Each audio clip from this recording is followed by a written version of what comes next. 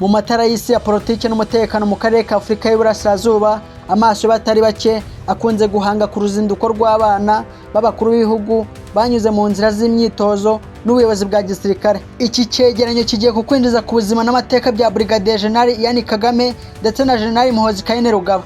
Abasirikare bombi bahuriye kuri byinshi ariko bakaba batandukanye cyane mu myitwarire n'uburyo bagaragara mu maso y'uruhame, kuva ku matariki n'iminsi bavutseho kugeza ku mapeti y'ikirenga n'inshingano z'uburinzi zikomeye basangiye. Urasobanukirwa neza uburyo ibigo bizemwo bihambaye byabumbyemwo abagabo ingamba z'urugamba n'umutekano. We niza amatwi mwereke uburyo Brigadier General Ian Kagame ndetse na Muhoozi Kainerugaba batandukanye cyane, haba mu mapeti, ikinyabupfura, imyitozo bakora, inshingano bakora buri munsi. Nje nk'ibisanzwe n'Indayambaye Jean Claude. Brigadier General Ian Kagame yavutse tariki ya 15 Ugushyingo mu mwaka w'1996. Akaba ari umwana wa gatatu mu muryango wa Perezida Paul Kagame n'umutegarugori we Jeannette Kagame. Mu masomo ye asanzwe yizeye icyiciro cya kabiri cya kaminuza mu bijyanye n'ubukungu mu ndimi z'amahanga aribyo bita economics muri kaminuza ikomeye kandi rurangiranwa yo muri Leta Zunze Ubumwe za Amerika. Asoza afite amanota yo mu rwego rwo hejuru cyane mbere yo kwinjira mu muhamagaro wa gisirikare.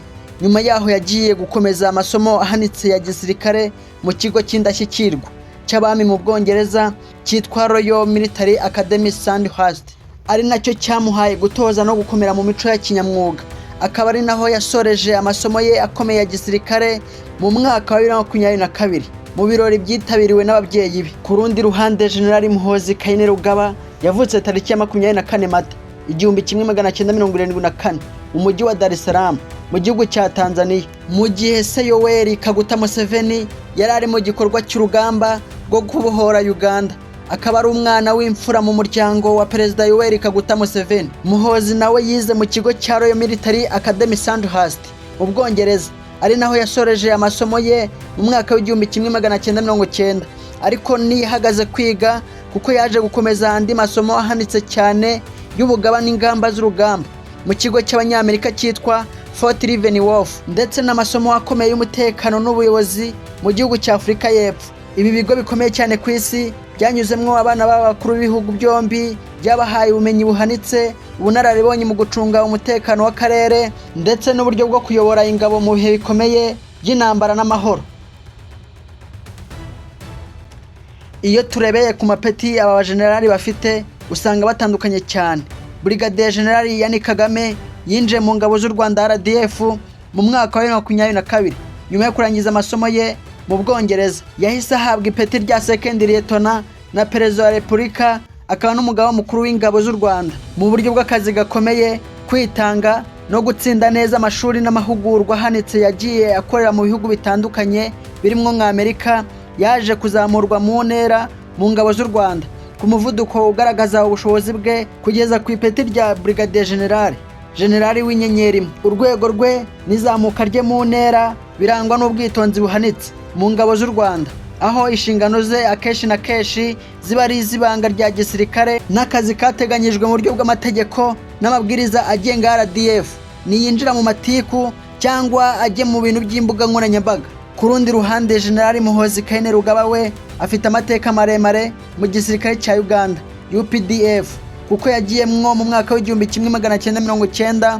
nka ofisiye muto, ariko aza kuzamuka mu ntera mu myaka irenga 25 kugeza aho ageze ku ipeti rya General w'inyenyeri enye, rikaba ryo peti ryo hejuru cyane rishoboka mu gihugu cya Uganda.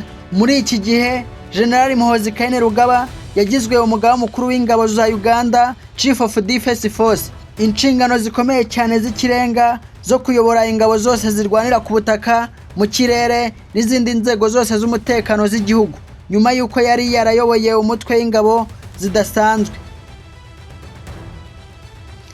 Turebeye ku nshingano z'umutekano n'uburinzi bw'abakuru b'ibihugu n'abanyacyubahiro usanga naho batandukanye cyane. Brigadier General Ian Kagame yamenyekanye cyane bwa mbere mu maso y'Abanyarwanda n'abanyamahanga mu rwego rw'uburinzi bw'abanyacyubahiro mu Rwanda, aho yakoraga mu mutwe ushinzwe gucunga umutekano hafi cyane wa Perezida Paul Kagame. mu birori bitandukanye, inama zikomeye n'ingendo mu bihugu bitandukanye by'amahanga. Ubu burinzi bwe bwarangwaga n'uburyo afite ubwitonzi buhanitse, aho akenshi na kenshi yabaga amwongorera, amuhereza inyandiko cyangwa ahagaze inyuma ye, kandi ari maso mu kazi ke k'umwimerere nk'umwofisiye ushinzwe umutekano w'umukuru w'igihugu. Kuri ubu ngubu akaba aherutse guhabwa inshingano z'ubuyobozi bw'umutwe w'ingabo za RDF, mu gihe General Muhoozi Kainerugaba inshingano ze za mbere zikomeye kandi zatumye ashinga imizi mu gisirikare cya Uganda n'uburyo arangwa n'ubwenge mu mutwe w'ingabo zishinzwe kurinda Perezida Yoweri Museveni n'abanyacyubahiro b'ibihugu n'umuryango wa Perezida. Uyu mutwe yaje kubera umuyobozi mukuru imyaka itari mike cyane, mu gihe witwaga Special Force Commander, aho yawaguye akawuha ibikoresho bigezweho n'imyitozo ikomeye, bituma uba umutwe ukomeye cyane kurusha iyindi mu gihugu cya Uganda. Ibi bikaba byaramuhaye ubumenyi n'ubunararibonye buhambaye mu bijyanye n'umutekano n'uburinzi bw'inzego z'imiyoborere y'igihugu, mbere yo guhabwa inshingano nshya zo kuba umugaba mukuru w'ingabo. Iyo turebeye ku bijyanye n'ikinyabupfura n'uburyo bagaragara mu ruhame n'uburyo bigaragaza ku mbuga nkoranyambaga, usanga batandukanye cyane. Brigadier General Ian Kagame arangwa n'ikinyabupfura cyo ku rwego rwo hejuru cyane n'ubwiyoroshye butangaje, kandi imyitwarire ye itegurwa mu buryo buhambaye, aho ubona ari umuntu utuje cyane, ugaragara gusa mu nshingano ze z'akazi z'umwimerere, kandi utajya ukunda kugaragara mu bintu by'itangazamakuru cyangwa ku mbuga nkoranyambaga. Ntiwapfa kumubona avuga mu ruhame, kandi imyitwarire ye irangwa n'ubwitonzi n'ubwiyoroshye buhanitse imbere y'abantu bose, bitewe n'uburyo RDF itegura abasirikare bayo mu kinyabupfura n'indangagaciro z'umuco w'u Rwanda. Akaba azwiho gusa gukunda imyitozo ngororamubiri ndetse no gufana ikipe ya Arsenal mu mupira w'amaguru. Ku rundi ruhande, General Muhoozi Kainerugaba we ni umugabo ukunda kugaragara cyane mu ruhame mu bikorwa bya politike ndetse n'ibiganiro bikunze guteza impaka ku rubuga rwa X. Usibye kuba ari umugaba mukuru w'ingabo, akuriye n'umuryango w'urubyiruko witwa Patriotic League of Uganda, uharanira kwagura ibikorwa bye n'ibya politike hirya no hino mu gihugu cya Uganda, aho akunda kwandika ibitekerezo bishobora kuvugwaho cyane mu bitangazamakuru bitandukanye by'akarere. Akaba kandi akunda no kwandika ibitabo bishingiye ku mateka y'intambara zo kubohora Uganda n'akarere ka Afurika y'Uburasirazuba. Nitwicara tukareba ku bigendanye n'uburyo bw'imyitozo ya gisirikare n'iy'umubiri bakora, naho usanga batandukanye cyane.